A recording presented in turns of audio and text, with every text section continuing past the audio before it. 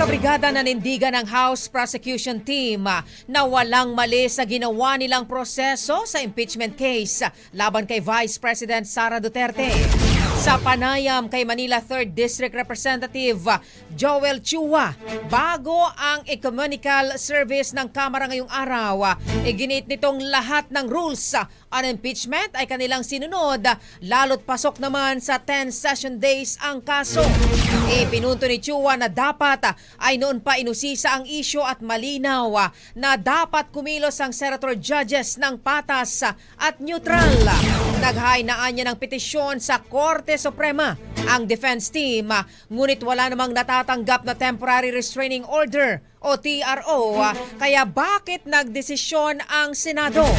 Malinaw umano na labag sa saligang batas ang hakbang ng Senado dahil wala sa mandato ng mga senador ang maghain ng mosyon at magdesisyon ukol dito.